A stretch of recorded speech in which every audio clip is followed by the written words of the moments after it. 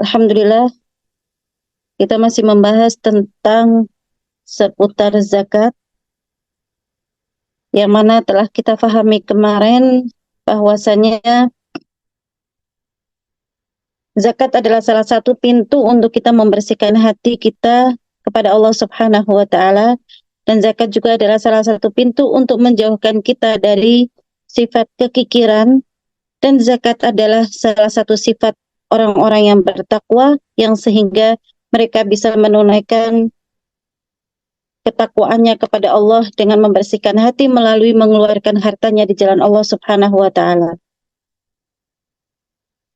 Banatil Habibat dan juga ibu-ibu yang dirahmati Allah, maka pada saat ini selayaknya lah kita akan memahaminya, bagaimana agar supaya ketika kita menunaikan zakat ataupun sedekah ataupun infak, yang kemudian di saat itu kita dapat merasakan, menghidupkan apa yang harus dihidupkan di dalam batin kita.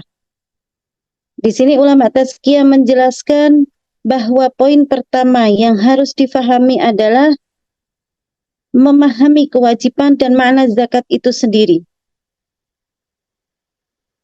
Yang mana zakat ini adalah kewajiban.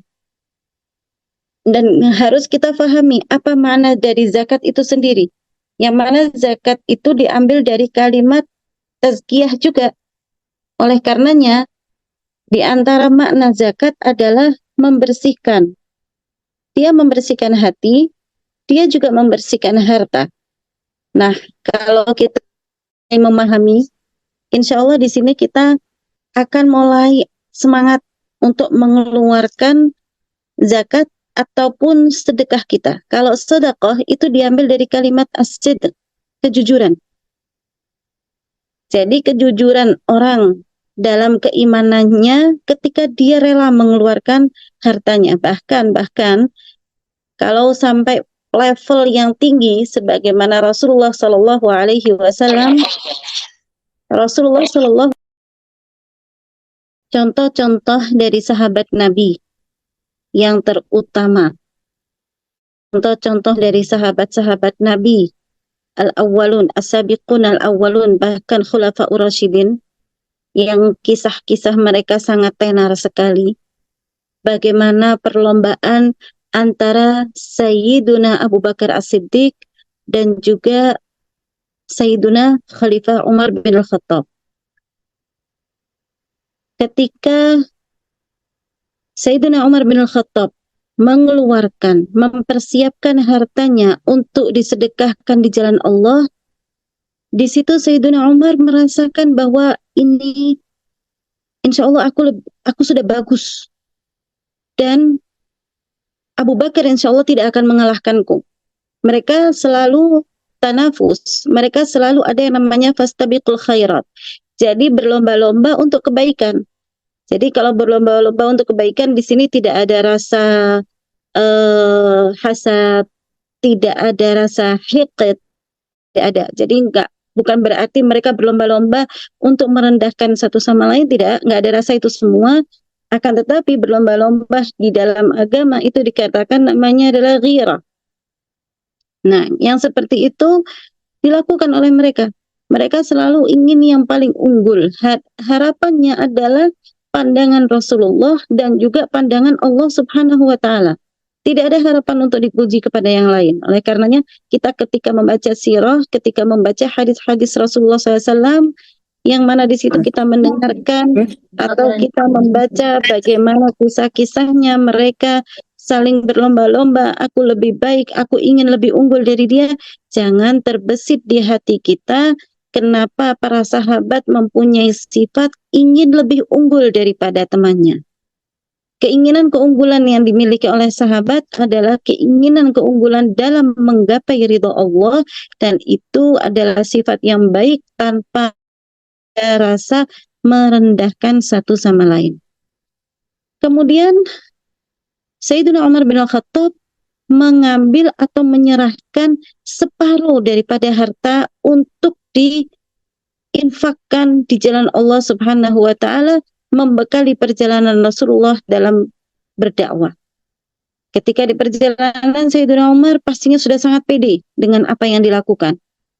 Kemudian bertemulah di perjalanan dengan Sayyidina Abu Bakar As-Siddiq yang ternyata ketika ditanyakan, berapa yang engkau tinggalkan untuk keluargamu wahai Abu Bakar? Kemudian Sayyidina Abu Bakar As-Siddiq menjawabnya, aku tinggalkan untuk keluargaku Allah dan Rasulnya.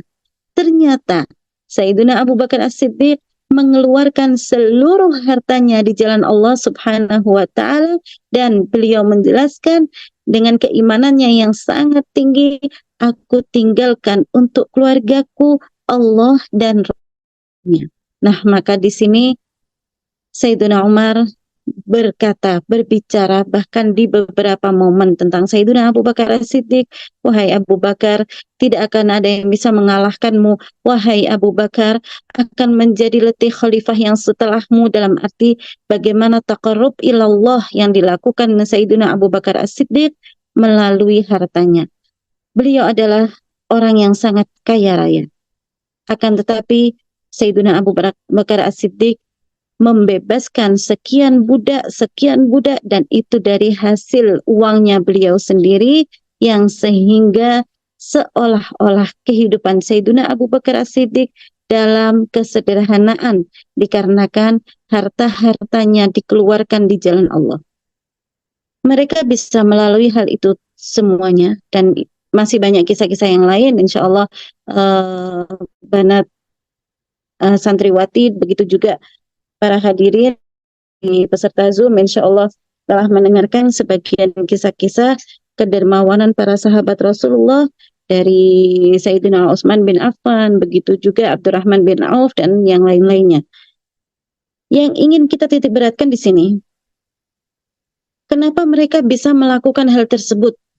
Kenapa mereka tidak ada perasaan untuk bagaimana kalau aku nanti nggak dapat lagi harta ini? Dan itu semua kenapa kok bisa mereka melalui sifat-sifat hati mereka itu? Dikarenakan yang pertama, mereka paham bahwa yang namanya sedekah, yang namanya zakat terlebih lagi, itu adalah kewajiban. Dan mereka paham apa makna dari ini semua. Hakikatnya kita ketika bersedekah, ketika mengeluarkan zakat, hakikatnya kita telah membersihkan diri kita sendiri. Hakikatnya kita telah membersihkan harta kita yang ada di dunia untuk supaya kita bertemu kita di hari kiamat kelak di surga. Hakikatnya kita mengeluarkan harta kita yang di dunia untuk supaya itu adalah cinta hakiki. Cinta hakiki kepada harta, kalau mau kita katakan, itulah. Karena kita hakikatnya mengeluarkan harta kita supaya nanti ketika di yaumul hisab kita bertemu dengan kecintaan kita, dan mereka masing-masing berbicara meminta syafaat kepada Allah Subhanahu wa taala. Oleh karenanya, apakah orang Islam tidak boleh kaya? Silahkan, orang Islam harus kaya. Karena dijelaskan, al-Islam ya'lu wa la yu'la alaih.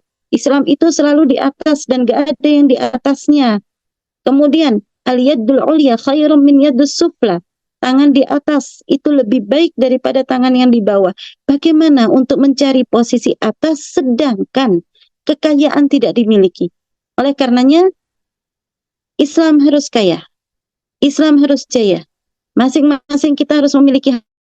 Akan tetapi, Islam tidak boleh memasukkan yang namanya harta ke dalam hati kita masing-masing. Islam melarang untuk kita cinta harta dengan cinta yang berlebihan, dikarenakan Islam mengajak kita bisa bertemu dengan harta itu kembali di yaumul hisab. Kemudian, di antaranya kita memahami bagaimana bahwa yang namanya zakat atau sedekah itu hukumnya wajib. Kemudian, dan kita telah memahaminya, maknanya adalah untuk membersihkan apa yang kita miliki. Dan di sini kita harus paham juga bahwa ini adalah sisi ujian yang dikirim Allah melalui adanya harta tersebut. Oleh karenanya dia dimasukkan di salah satu rukun Islam kalau yang zakat. Nah, ini sisi ujian. Mungkin ini untuk ibu-ibu yang dirahmati Allah, untuk santriwati mungkin belum merasakan bagaimana untuk zakat, kecuali fitrahnya. Untuk bisa menunaikan zakat mal atau zakat apapun yang harus ditunaikan, ada pelatihan dalam kehidupan untuk dia mengeluarkan sedekah. Kenapa saya katakan seperti ini? Dikarenakan fenomena yang masih terjadi sampai saat ini. Berapa yang saya terima dari pertanyaan dikarenakan mereka mempunyai emas. Emas, entah itu batangan, ada lagi yang, ada dua kasus. Ada seorang mempunyai emas batangan, dan ada lagi yang mempunyai emas perhiasan. Dua-duanya memiliki kadar yang sama. Dua-duanya memiliki timbangan yang sama, yang melampaui batasan atau nisab yang wajib zakat, yaitu 85 gram. Di dalam syariat kita, kalau sudah memiliki emas dalam kadar 85 gram, maka dia wajib zakat. Saya mendapat pertanyaan. Yang pertama, karena emasnya adalah batangan. Kemudian si ibu datang kepada saya, semoga Allah memberikan hidayah dan memberikan jalan keluar dari apa yang dirasakan ibu tersebut. Dia mengatakan, Ustazah, saya dengar bahwa ini harus dizakatkan. Saya katakan, iya, memang harus dizakatkan. Tapi Ustazah, sejujurnya ini adalah peninggalan suami. Dan suaminya telah meninggal dunia. Itu adalah salah satu peninggalan yang ditinggalkan untuk istrinya selama perjuangan bersama istri dalam mengaruni rumah tangga. Dan mereka adalah seperti orang-orang yang, apa bisa dikatakan ya, bekerja dalam entah kepemerintahan atau bagaimana. Kemudian, dan peninggalan emas, betul emas itu jumlahnya bahkan sangat lebih daripada 85 gram. Yang memberatkan untuk dijadikan zakat, kehidupan sehari-harinya bisa dikatakan menengah ke bawah. Untuk makan saja saya secukupnya, Ustazah. Kemudian saya katakan, bukankah ibu ada emas yang harus dizakatkan? Bagaimana saya bisa mengeluarkan zakat tersebut, sedangkan saya untuk makan saja secukupnya? Nah, berarti titiknya di sini apa? Karena ini adalah peninggalan almarhum yang sehingga ibu tersebut tidak mau mencairkan emas tersebut. Nah, ini perlu diperhatikan. Orang yang sebelum meninggal dunia, ada yang meninggalkan wasiat dan memang itu yang lebih baik dan itu yang afdolnya dan memang itu yang utamanya. Dan itu itu yang seharusnya karena itu yang ada dalam syariat. Akan tetapi untuk ahli warisnya, untuk keluarganya, hendaklah dia menjalankan wasiatnya almarhum atau almarhumah yang mengandung ketakwaan kepada Allah, yang sehingga dari menunaikan wasiat tersebut kita membantu almarhum atau almarhumah tersebut semakin dekat dengan rahmat, dengan maghfirah, dan juga dengan surganya Allah Subhanahu wa ta'ala. Ketika almarhum atau almarhumah berwasiat, kalau ada wasiat yang bertentangan dengan syariat, hakikatnya mereka sedang berwasiat dengan manusiawi, hawa nafsu manusianya. Kasihan. Oleh karenanya ketika sudah meninggal dunia, jangan mengikutinya. Jangan ada bayangan, nanti bagaimana? Dia nggak tenang di kuburnya, dikarenakan wasiatnya tidak dijalankan. Sebaliknya, karena kita tidak menjalankan sementara wasiat itu bertentangan dengan syariat, maka si mayit akan merasa bahagia, bangga dengan anak turunnya, dengan ahli warisnya, karena dia ahli warisnya telah menyelamatkan dia daripada wasiat yang salah ketika dia lantunkan atau dia tuliskan selama dia hidup. Jadi tidak ada yang namanya mayit itu tenang karena tidak tenang karena tidak dijalankan wasiat ini dan itu, enggak ada. Yang menjadikan mayit tidak tenang hanya satu, yaitu tidak mendapatkan rahmat dan ampunan Allah. Itu saja. Oleh karenanya, kalau kita berhubungan dengan bagaimana apa yang harus kita lakukan kepada orang-orang yang sudah meninggal dunia. Satu, bagaimana caranya untuk kita mencarikan, mendekatkan kepada Allah Subhanahu wa Ta'ala, untuk Allah memberikan ampunan kepada si mayit, dan kemudian Allah memberikan rahmat kepada si mayit. Melalui apa? Macam-macam. Melalui doa, melalui istighfar, melalui sedekah. Adapun wasiat yang tertunaikan yang bertentangan dengan syariat, maka hal itu malah menjadikan bantuan kepada si mayit untuk mendapatkan hukuman dari Allah Subhanahu wa Ta'ala. Ini harus difahami. Kemudian kasus yang kedua, beliau memiliki perhiasan. Kalau dikatakan perhiasan, maka kita katakan itu adalah barang pakai. Benar, dalam syariat kita yang diwajibkan untuk dizakatkan, untuk emas ya, itu ketika dalam 1 tahun, atau kalau bahasa fikihnya sudah mencapai haul.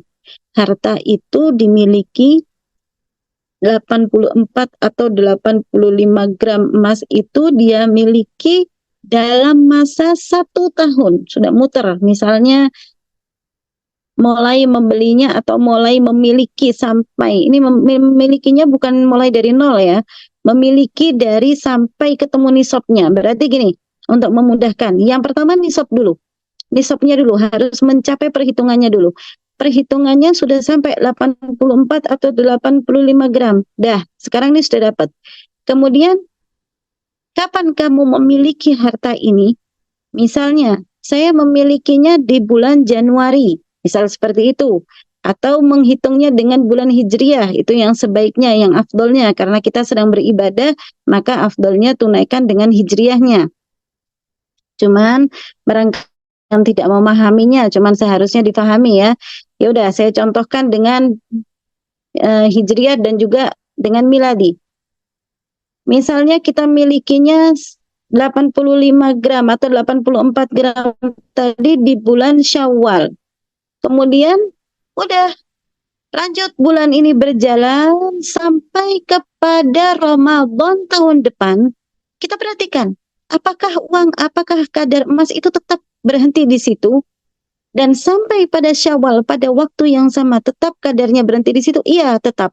Maka pencapaian 1 tahun itu adalah haul. Begitu juga dengan waktu miladi.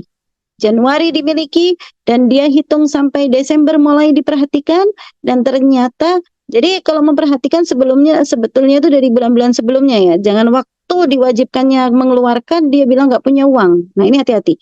Kemudian pada saat di bulan Januarinya yang sama, nah masih tetap, maka wajib untuk mengeluarkan zakat. Si penanya pada tahun yang lalu dia memang sudah mengeluarkan zakatnya. Kemudian di tahun yang berikutnya diingatkanlah oleh keluarganya, entah anaknya atau keluarga yang mana, intinya dia diingatkan sama keluarganya untuk mengeluarkan. Bu, keluarkan zakatnya. Karena perhitungannya masih tetap segitu dan jadi nisabnya masih ada, begitu juga dengan putaran haulnya masih ada. Dijawablah oleh dia, tahun kemarin aku sudah mengeluarkan, kenapa ini kok harus mengeluarkan lagi? Sampai akhirnya dari banyaknya bertanya, sampai muncul syariat berikutnya bahwa kecuali perhiasan yang dipakai. Jadi di dalam syariatnya memang ada, kecuali perhiasan yang dipakai.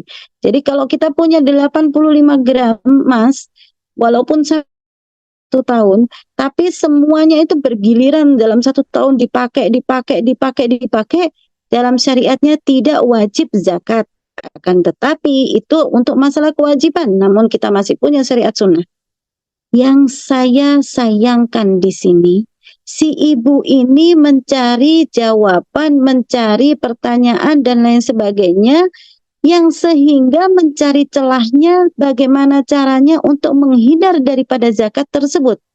Nah, ini hati-hati. Sekali lagi, Allah nggak butuh daripada harta kita. Sudah dijelaskan salah satu ayat di Al-Quran bahwa Allah itu nggak menginginkan harta kita, nggak menginginkan darah kita, tapi Allah itu menginginkan ketakwaan kita. Nah, yang sehingga di sini saya katakan, ketika dia mengatakan kepada saya, ya sudah Ustazah, kalau gitu dalam 1 tahun akan aku pakai secara bergantian perhiasan ini, yang penting supaya aku tidak ditimpakan zakat. Saya tanyakan kepada ibu tersebut, mohon maaf, apakah ibu sama sekali nggak punya uang untuk menunaikan zakat?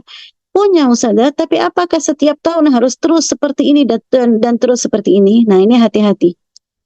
Maka ibu-ibu yang dirahmati Allah, kembali lagi, cinta dengan perhiasan, cinta dengan apa yang kita miliki, khususnya perhiasan ya, ini adalah fitrah manusia. Bahkan itu lebih lagi fitrahnya wanita. Oleh karenanya kita ganti cinta kita. Yang tadinya cinta sementara di dunia, kita naikkan cinta kita sampai nanti dia bisa bertemu dengan kita di hari kelak, maka dengan ringannya kita akan mengeluarkan sedekah ataupun zakat yang diwajibkan oleh Allah Subhanahu wa taala. Oleh karenanya fahami bahwa yang namanya zakat itu maknanya juga adalah penunaian daripada pengucapan kalimat syahadat. Jadi komitmen. Kita menunaikan zakat atau bersedekah itu adalah komitmen dari kalimat tauhid. Karena kita sudah mengucapkan 2 kalimat syahadat, asyhadu an la ilaha illallah wa anna Muhammad Rasulullah, aku bersaksi bahwa tidak ada Tuhan yang aku sembah kecuali Allah, dan aku bersaksi bahwa tidak ada Rasul kecuali Nabi Muhammad Sallallahu Alaihi Wasallam, maka komitmennya adalah ikuti, siap, rela mengikuti apa yang disyariatkan Allah dan Rasulnya. Jadi ini adalah komitmen daripada tauhid kita. Siap dari contoh-contoh kehidupan para sahabat, contoh-contoh kehidupan orang-orang yang lebih dekat dengan Rasulullah. Bagaimana mereka siap meninggalkan yang dia cintai. Mungkin agak berat, akan tetapi kita harus berusaha menekan hawa nafsu kita semaksimalnya demi mencapaikan diri kepada ridho Allah dan Rasulnya. Bahkan Allah Subhanahu wa taala berfirman, "Innallaha ashtara minal mu'minina anfusahum wa amwalahum bi anna lahumul jannah." Sesungguhnya Allah telah membeli dari orang-orang mukmin diri dan harta mereka dengan memberikan surga untuk mereka. Jadi perhatikan bahwa yang namanya ibadah itu sebenarnya kita sedang berniaga. Sebenarnya kita sedang bisnis. Bisnisnya sama siapa? Bisnis langsung sama Allah Subhanahu wa taala. Kalau kita katakan di sini bisnis atau jual beli, maka pastinya ada penjualnya, ada pembelinya, ada alat tukar untuk belinya, dan juga ada barang yang untuk diperjualbelikan. Di sini bisnisnya kita adalah kita penjualnya, dan kemudian Allah pembelinya, dan alat tukarnya adalah amal soleh, dan yang dijual adalah surga. Barang yang diperjualbelikan adalah surga. Oleh karenanya Allah Ta'ala berfirman tadi, Innallaha ashtara minal mu'minin, sesungguhnya Allah telah membeli dari orang-orang mukmin. Nih, Allah punya dagangan surga. Kemudian sekarang Allah, jadi ada keunikan dalam bisnis kepada Allah. Allah yang memiliki dagangan, namun Allah juga membeli dari kita. Jadi ini memang di dalam syariatnya seperti itu. Keunikan bisnis dengan Allah. Allah membeli kepada kita untuk supaya Allah mengeluarkan surganya. Jadi Allah yang membeli dan pada akhirnya Allah yang menjual. Seperti itu. Allah membeli dari orang mukmin jiwa mereka, diri. Kita merasa ibadah itu harus menekan hawa nafsu. Kita merasa ibadah itu harus ada yang kita korbankan. Apa yang kita korbankan tergantung apa ibadahnya. Sholat kita mengorbankan waktu malas kita. Apalagi sholat malam, kita mengorbankan tidur kita. Kita mengorbankan kenyamanan kita. Intinya kita mengorbankan jiwa kita. Begitu juga dengan ibadah yang lain. Membaca Al-Quran, kita mengorbankan ketenangan, kesantaian kita dalam memandang apapun yang kita mau di dunia ini. Kita korbankan, kemudian kita membuka Al-Quran. Begitu juga dengan sedekah, kita korbankan daripada apa yang harusnya aku beli semua untuk diriku dan diriku, akan tetapi syariat menentukan ada beberapa hak yang dijelaskan di Al-Quran, hakul lisa'ili wal mahrum, bahwa harta orang-orang yang beriman, harta setiap manusia ya hakikatnya, itu di antara harta mereka itu bukan semua milik mereka.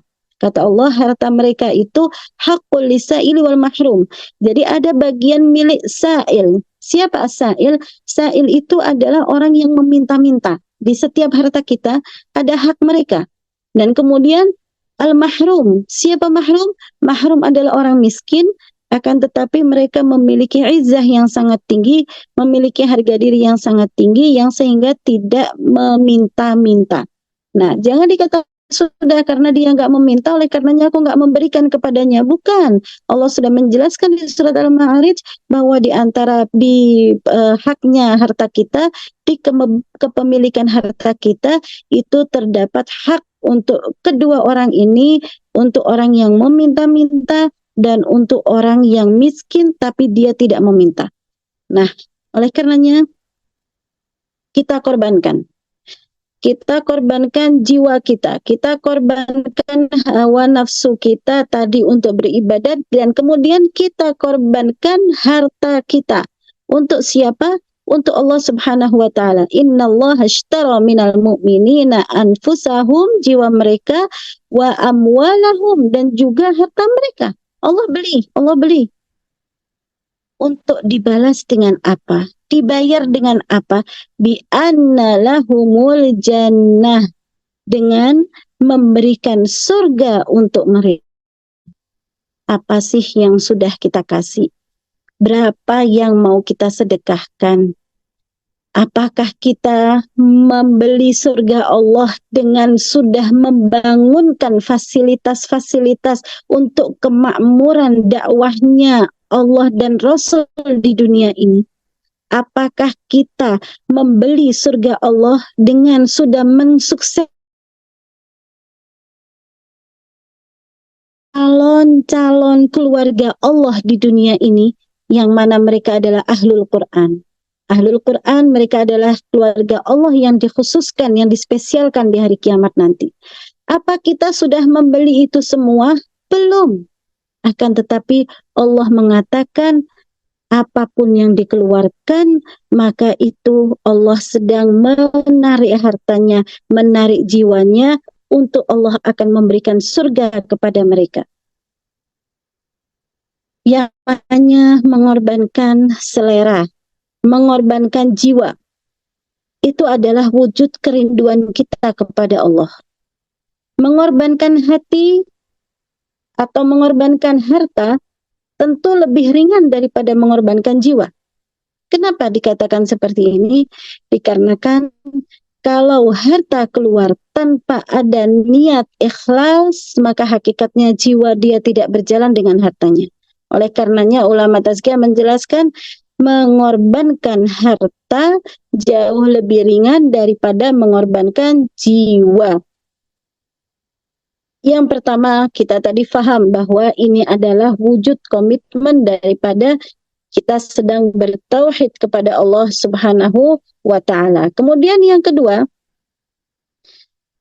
di sini kita sedang memahami tingkatan tersebut, yaitu orang yang memegang harta mereka menanti waktu-waktu kebutuhan dan musim-musim kebaikan. Jadi ada orang-orang yang maksudnya di sini adalah orang-orang itu, ada sebagian mereka yang menyimpan harta mereka untuk diinfakkan sesuai dengan kebutuhan tanpa menikmatinya juga. Jadi gini, kapan mereka menginfakkan hartanya? Sesuai dengan kebutuhannya atau momen-momen tertentu.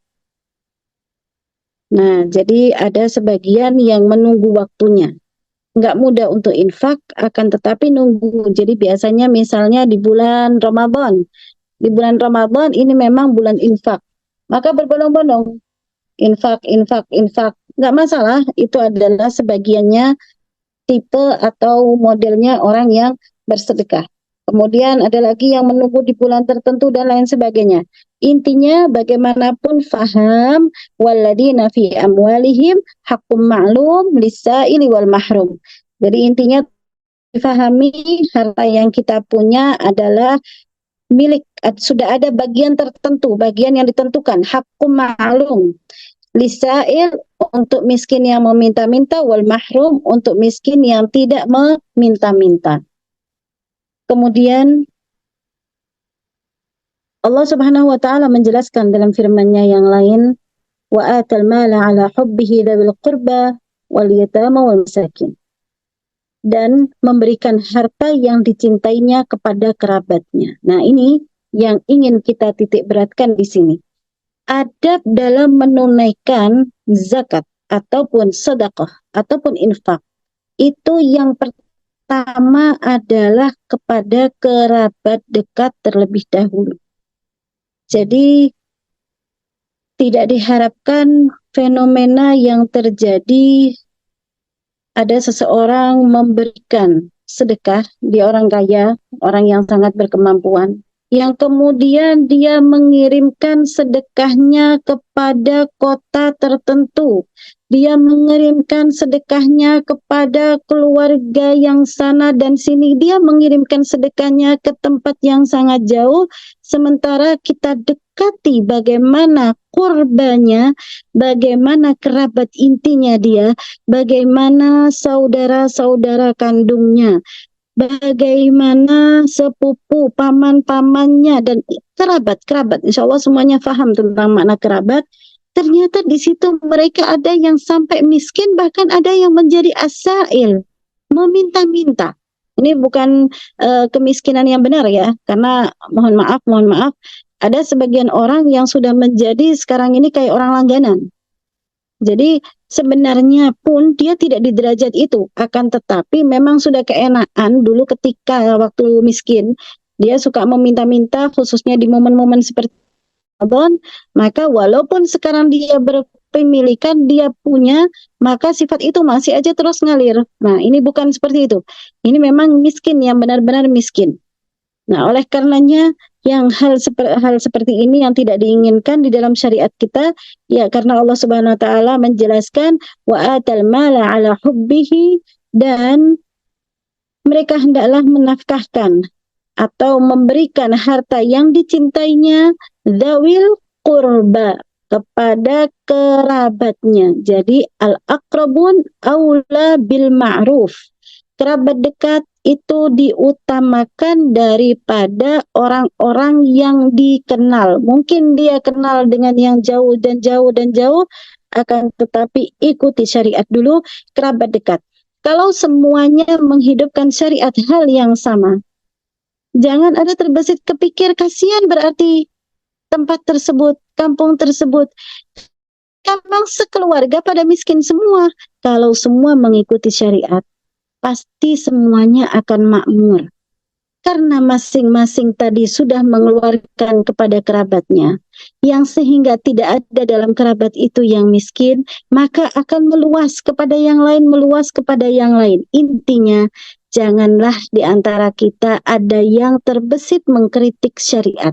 Syariat diciptakan oleh Allah Subhanahu wa taala, asy-syari', yang sehingga pastinya di situ terdapat kesempurnaan. Kemudian zakat, infak ataupun sedekah Yang harus kita fahami di sini adalah bahwa ini adalah penghapus, tadi yang kita sebutkan dari yang awal tadi, penghapus sifat kekikiran, dan juga di sini lebih disempurnakan lagi dari sabda Rasulullah alaihi wasallam, salatu muhlikat. Ada 3 yang dapat membinasakan. Apa itu? Syuhun muta', kekikiran yang dituruti. Syuhun muta', kekikiran yang dituruti. Yang kedua, wahawa mutba', hawa nafsu yang diikuti. Wahawa mutba', hawa nafsu yang diikuti. Dan yang ketiga, wa'ijabul mar'i binafsihi, dan kekaguman seseorang terhadap dirinya sendiri. Ini 3 sifat yang dikatakan oleh Nabi kita Muhammad sallallahu alaihi wasallam sebagai sifat yang membinasakan. Membinasakan siapa? Dirinya sendiri. Salatu muhlikat. Ada 3 yang dapat membinasakan. Yang pertama, kikir dituruti. Setiap orang memiliki sifat ini. Sifat rasa cinta sama apa yang dia miliki, itu pasti semua kita punya. Akan tetapi, bagaimana cara mengobatinya? Jangan dituruti. Bagaimana cara supaya tidak menurutinya? Sadar. Yang pertama, yang namanya infak adalah syariat Allah. Ini adalah komitmen daripada kalimat syahadatain. Dan kemudian yang kedua, mengeluarkan apa yang kita cintai tadi, itu kepada siapa? Orang yang ada di depan kita itu hanya wasilah, itu hanya perantara saja. Hakikatnya kita jangan memandang orang tersebut, karena hakikatnya sedang bisnis dengan Allah Ta'ala, bukan dengan orang yang ada di hadapan kita. Ada sebagian yang memberikan dengan kalimat tapi. Aku ingin ngasih dia, tapi dia itu fulan atau fulana itu begini dan begini dan begini. Intinya, dia berhak untuk mendapatkan atau tidak? Iya, dia berhak mendapatkan sedekah, zakat, ataupun infak. Bismillah. Adapun bagaimana karakternya dia tidak baik, dia itu jahat kepadaku, dia begini dan begitu. Kita hakikatnya sedang berniaga dengan Allah. Kemudian, hawa mutba'. Nah, tadi yang pertama, supaya kikirnya terobati, seperti itu. Yang kedua adalah hawa nafsu yang diikuti. Nah, hawa nafsu yang diikuti atau hawa nafsu yang dituruti itu juga sama.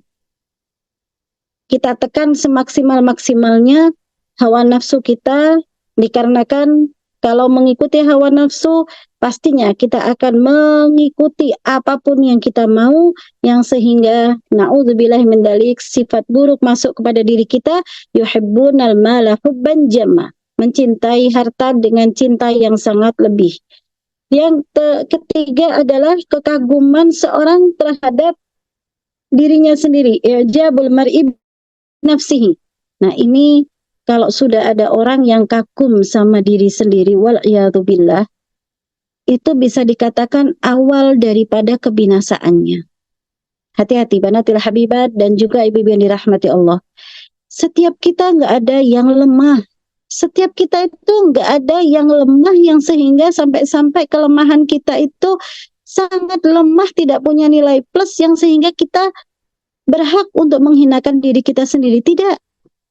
Manusia pasti diciptakan dengan ada kelebihannya. Dan ketika kita mengingat kelemahan kita, bahwa kita itu berusaha mengangkat kelemahan kita, begitu juga dengan kelebihan kita. Ketika kita mengingat kelebihan kita, apakah dari kelebihan itu kita berhak untuk kagum pada diri sendiri? Pada saat pintu kagum, pintu ujub terhadap diri sendiri akan muncul, segera obati. Apakah kamu punya kekaguman terhadap kelemahanmu? Apakah memang kamu sudah nggak punya kelemahan? Apa memang kamu nggak punya kekurangan? Apakah kamu sudah hebat dalam segala hal? Pasti perasaan kejujuran hati akan muncul. Tidak. Kita tidak hebat dalam segala hal. Mau kita katakan dengan masalah agama, dan ini yang memang seharusnya kita bahas, dalam masalah agama. Apakah kita sudah kagum dengan bagaimana sholat kita? yang sehingga kita pede untuk bagaimana berbicara, inilah sholatku. Tidak, kecuali kalau dia berbicara dengan hawa nafsu. Yang saya katakan, mari kita berbicara dengan iman. Kita berbicara dengan kejujuran hati kita. Apakah level sholat kita ini sudah layak untuk dipamerkan? Pasti kita katakan tidak. Apakah level Al-Quran kita sudah layak untuk dipamerkan? Bagaimana kisahnya para sahabat? Bagaimana pemahaman mereka dengan Al-Quran? Bagaimana khusyuknya mereka? Bagaimana bergetarnya mereka membaca Al-Quran? Apakah level Al-Quran antara interaksi kita dengan Al-Quran sudah seperti itu? Tidak.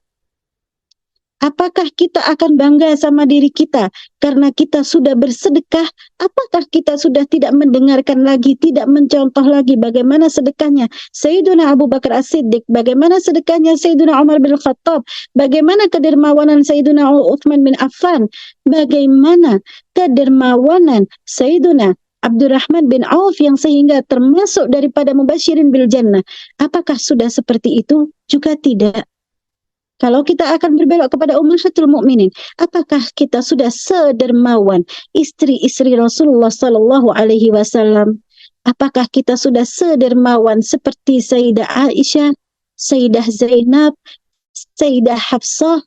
Apakah sudah sedermawan itu? Apakah sudah sedermawan kepada ratunya dermawan, sudah selevel dengan ratunya dermawan, yaitu Sayyidah Khadijah? Pasti tidak. Dan berbicara dengan diri sendiri dengan keimanan.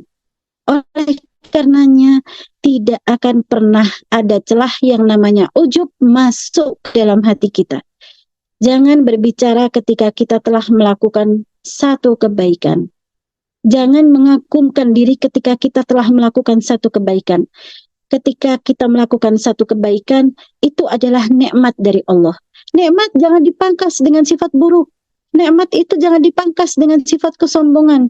Oleh karenanya, ingat juga ketika mengingat kebaikan diri, ingat juga di samping kebaikan itu ternyata kita masih memiliki sekian kekurangan. Oleh karenanya, di antara untuk mengingatkan kekurangan kita, jangan pernah melepaskan kehidupan orang-orang soleh yang ada di hadapan kita. Jangan pernah melepaskan kehidupan atau sirahnya, bagaimana kehidupan bersama para sahabat, begitu juga ummahatul mukminin atau wanita-wanita sahabiyah. Mungkin ada yang terbatas untuk menggapai sirah tersebut, nggak tahu kisahnya. Oleh karenanya minimal ukur diri dengan kehidupan orang-orang soleh yang di hadapan kita. Dari situ tidak menjadikan diri kita minder, bukan, akan tetapi paling tidak bisa menekan hawa nafsu kita untuk tidak menjadi pribadi yang berbangga diri, untuk tidak menjadi pribadi yang merasa dirinya hebat. Karena itu adalah salah satu sifat penghapus amalan atau pembinasa amalan. Maka banatil habibat dan ibu-ibu yang dirahmati Allah, yang namanya sedekah ini memiliki kemuliaan yang sangat tinggi, yang sangat luar biasa sekali. Oleh karenanya di dalam salah satu Allah Shallallahu Alaihi Wasallam menjelaskan, ketika itu Rasulullah menjelaskan, mengkisahkan kepada kita, ada kelompok yang datang kepada Rasulullah dan mereka berkata, "Ya Rasulullah, dhahaba ahlud duthuri bil ujur." Wahai Rasulullah, orang-orang kaya pergi dengan membawa pahala yang banyak. Nah, ini perhatikan. Berarti sahabat Rasulullah, kan ini mereka hidup di zaman Rasulullah. Berarti mereka semua sahabat Rasul. Akan tetapi sahabat Rasul pastinya di sini ada kelas-kelas, ada perbedaan sama seperti kehidupan kita sekarang. Cuman sifat iri, sifat tanafus, sifat berlomba-lomba di antara mereka bukan berlomba-lomba dalam kekayaannya, tapi berlomba-lombanya itu dalam fadilahnya, dalam mencapai apa yang dia telah tempuh untuk semakin dekat dengan ridhonya Allah. Nah, itu perbedaannya. Di zaman Rasul, kemudian orang-orang yang dikatakan menengah ke bawah, miskin atau cukup atau katakan menengah ke bawah. Mereka ngadu kepada Rasulullah, ya Rasulullah, orang-orang kaya itu telah pergi membawa pahala yang banyak. Dalam arti mereka hidup, mereka hijrah, mereka ngapa-ngapain di dunia ini, mereka pahalanya itu banyak. Satu sisi, yusalluna kama nusalli. Satu sisi mereka juga mengerjakan sholat sebagaimana kita juga mengerjakan sholat. Jadi kalau mau kita katakan, ya sudah, kamu perbaiki sholatnya supaya bisa mengungguli sedekahnya orang tersebut, orang kaya itu. Satu sisi kata mereka, mereka juga sahabat selevel dengan kita. Yusalluna kama nusalli, mereka juga sholat sebagaimana kita sholat. Kuatkan puasa, mereka mengatakan wa yasumuna kama nasum, juga berpuasa sebagaimana kita berpuasa. Kemudian waktu yang di poin sedekah, mereka ngadu dengan Rasulullah, wa yatasaddaquna bifuduli amwalihim. Akan tetapi ya Rasulullah, mereka itu bisa bersedekah dengan seafdal-afdalnya, dengan sebaik-baiknya, dengan setinggi-tingginya harta mereka. Jadi dalam arti dalam curhatan ini dikatakan apa? Ya Rasulullah, mereka itu pahalanya kok banyak, fadilahnya kok banyak, kemuliaan yang mereka gapai kok banyak. Kenapa? Dikarenakan mereka itu sholat sama kayak kita sholat. Mereka puasa sama kayak kita puasa. Tapi waktu poin bagiannya sedekah, mereka itu karena kaya, mereka bisa bersedekah dengan harta yang paling baik, harta banyak yang mereka cintai. Maka di sini Rasulullah menenangkan hati sahabat yang cemburu, hati sahabat yang cemburu untuk berebut menggapai posisi tinggi di hadapan Allah. Qala, awalaysa qad ja'alallahu lakum ma tasaddaqun. Rasulullah Shallallahu Alaihi Wasallam bersabda kepada mereka, bukankah Allah telah menjadikan untukmu sesuatu yang dapat kamu sedekahkan? Karena orang-orang miskin tadi itu curhat, intinya mereka itu nggak bisa sedekah. Ini perbedaan kita sama orang kaya. Bukankah Allah menjadikan beberapa perkara, maksud Rasulullah, yang bisa kamu lakukan untuk yang sehingga pahalanya menandingi atau mengimbangi pahala sedekah? Kemudian Rasulullah menjelaskan, inna bikulli tasbihatin sadaqah. Sesungguhnya setiap bacaan tasbih, subhanallah, kita baca tasbih itu adalah subhanallah, itu adalah sedekah. Wa kulli takbiratin sadaqah, dan setiap ucapan takbir, ucapan Allahu Akbar, zikir Allahu Akbar, itu adalah sadaqah. Wa kulli tahmidatin sadaqah, dan setiap ucapan zikir, tahmid, alhamdulillah, itu juga adalah sadaqah. Wa kulli tahlilatin sadaqah, dan setiap ucapan tahlil, yaitu ucapan la ilaha illallah, itu juga adalah sadaqah. Wa amrun bil ma'ruf sadaqah, dan memerintahkan kepada kebaikan juga adalah sadaqah. Wa nahyu 'anil munkar sadaqah, dan mencegah daripada kemungkaran juga adalah sadaqah. Yang terakhir, wa fi bud'i ahadikum sadaqah, dan di antara kalian mendatangi istri kalian itu juga adalah sadaqah. Perhatikan, banatil habibat dan ibu-ibu yang dirahmati Allah. Rasulullah Shallallahu Alaihi Wasallam dalam hadis ini menjelaskan pintu-pintu sedekah. Akan tetapi Rasulullah menjelaskan pintu-pintu sedekah ini dikarenakan apa? Yang pertama, si miskin, ngiri. Sahabat yang gak punya kemampuan untuk bersedekah, dia ngiri.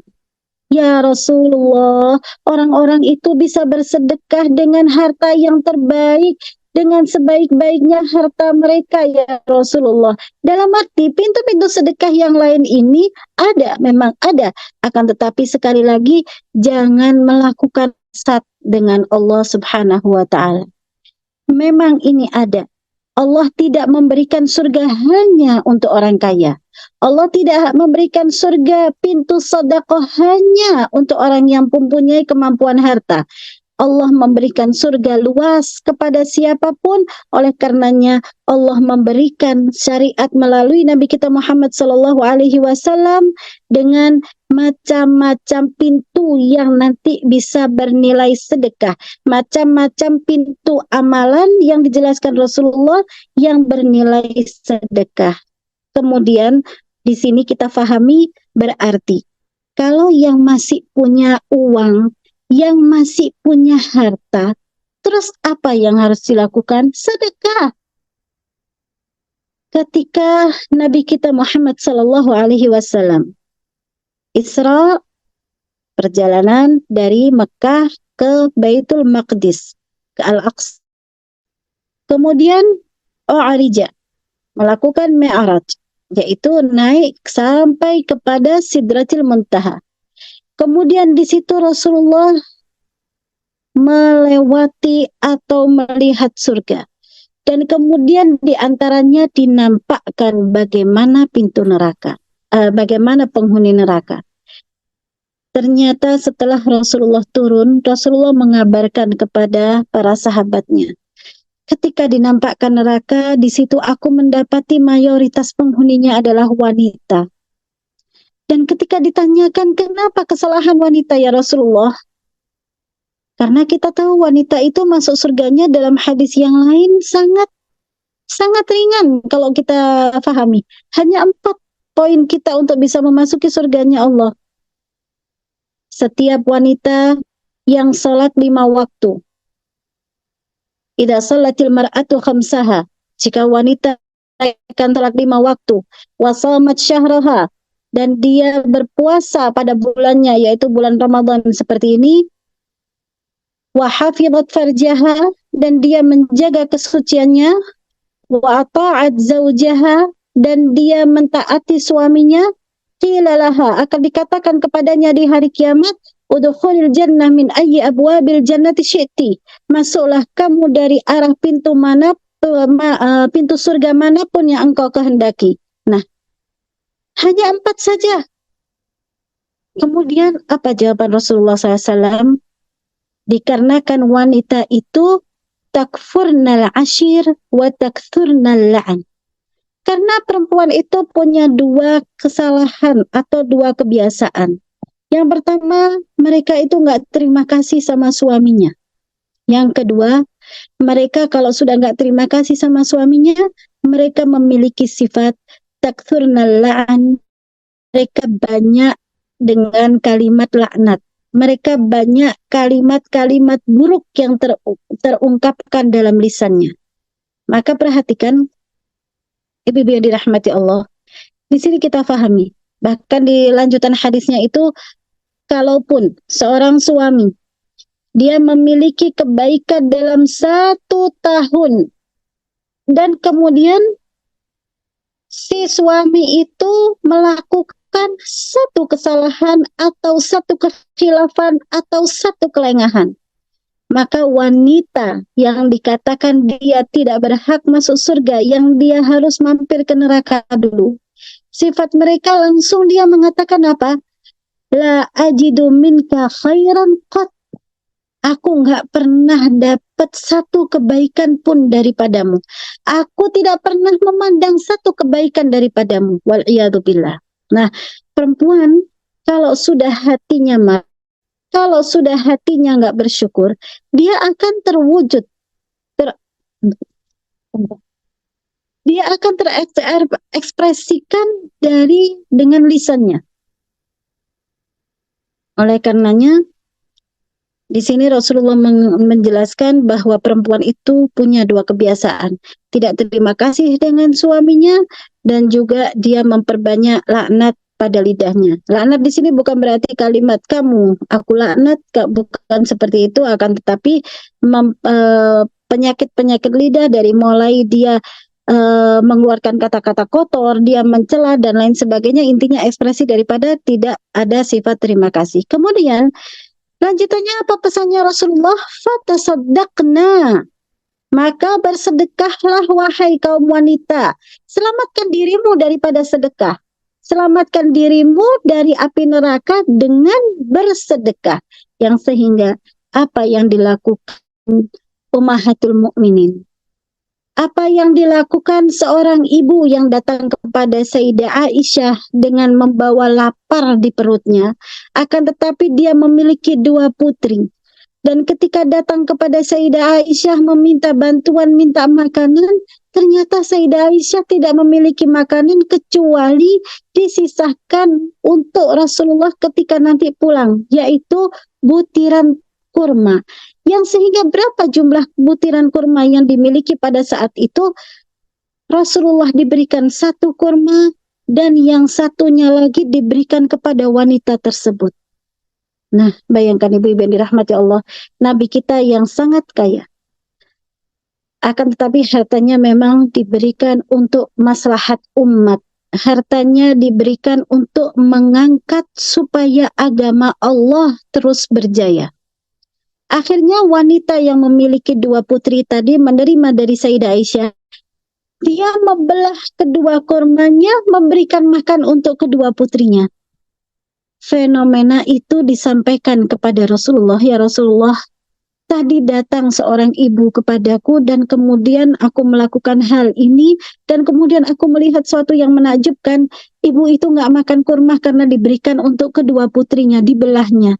Kata Rasulullah, kedua putrinya itulah yang akan menjadi perisai bagi dirinya, yang akan menjadi pelindung bagi ibu tersebut daripada api neraka. Maka ibu-ibu yang dirahmati Allah, Rasulullah berpesan untuk kita semuanya, kaum wanita, tasaddaqna walau bisyiqqi tamrah.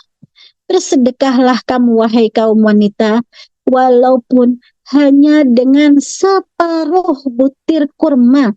Kalau 1 butir kurma pun gak mampu, separuh butir kurma. Itu adalah bahasa kiasan dari Rasulullah yang sangat meringankan untuk kita. Intinya, kita bersedekahlah. Karena sesungguhnya, kata Rasulullah, aku melihat di neraka, kalianlah kaum wanita lah mayoritas penghuninya.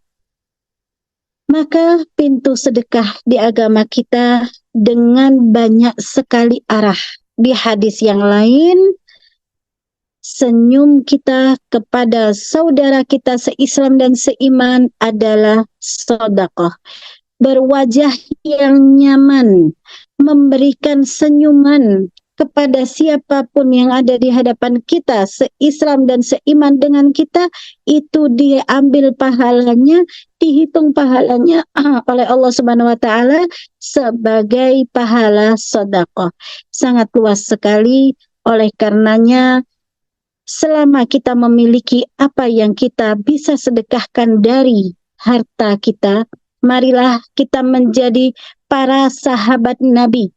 Kita berqudwah dengan para sahabat Nabi yang sehingga kita bisa bersedekah bifuduli amwalihim, dengan harta kita yang sebaik-baiknya. Bukan kita berqudwah sedekah dengan putranya Nabi Adam yang kemarin kita kisahkan sedekahnya Qabil. Tidak, kita insya Allah akan berqudwah dengan putra Nabi Adam Habil, sedekah dengan yang sebaik-baiknya, karena kita faham kita akan bertemu dengan harta-harta yang kita keluarkan di hari kiamat kelak, dan kita memaksa kepada harta kita yang sekarang kita yang mencarinya, kita yang letih untuk mencari harta tersebut, maka jangan sampai harta itu tidak mendatangkan manfaat untuk kita di hari kiamat. Katakan kepada harta kita, kamu harus khidmat kepadaku, sekarang di dunia aku memperjuangkan kamu untuk aku miliki, maka kamu harus melayaniku di hari kiamat dengan cara bersaksi di hadapan Allah Subhanahu wa taala bahwa aku telah mengeluarkan dirimu untuk mendapatkan ridho dan rahmatnya Allah Subhanahu wa Ta'ala. Mudah-mudahan kita semuanya dijadikan oleh Allah Subhanahu wa Ta'ala sebagai orang-orang yang ringan untuk bersedekah. Mudah-mudahan kita semua dijadikan Allah Subhanahu wa Ta'ala hati kita tidak menjadi hati-hati yang hubbud dunia, tidak mencintai dunia sampai kepada hati kita, akan tetapi mudah-mudahan karakter dan hati kita dijadikan seperti karakternya para sahabat. Mereka mencari dunia, mereka mencari harta, mereka menjadi orang-orang kaya, akan tetapi harta mereka tidak masuk di dalam hati mereka, harta mereka cukup ada di genggaman tangan mereka. Hati mereka dipenuhi dengan Al-Quran, hati mereka dipenuhi dengan cinta kepada Allah, hati mereka dipenuhi dengan makna akhirat, hati mereka dipenuhi dengan bagaimana kalau aku berdiri siap di hadapan Allah, bagaimana aku akan bertemu dengan Allah, bagaimana aku akan bertemu dengan Rasulullah Sallallahu Alaihi Wasallam di hari hisab kelak. Oleh karenanya, insya Allah kita dibimbing oleh Allah Subhanahu wa Ta'ala, khususnya di Ramadan ini, untuk bisa menjadi orang-orang yang dermawan, bersedekah, terlebih lagi jika sedekah itu dilakukan dengan niat keikhlasan hati yang sebenar-benarnya, sampai yang dikatakan Rasulullah, bersedekah tangan kanan yang tangan kiri tidak tahu, maka naungan Allah di hari kiamat telah menantikan kita insya Allah. Wallahu ta'ala alam, wa sallallahu wasallam ala sayyidina Muhammad wa ala alihi wa sahbihi ajma'in, walhamdulillahi rabbil alamin. Subhanakallahumma wa bihamdik, asyhadu an la ilaha illa anta astaghfiruka wa atubu ilaik. Wassalamualaikum warahmatullahi wabarakatuh.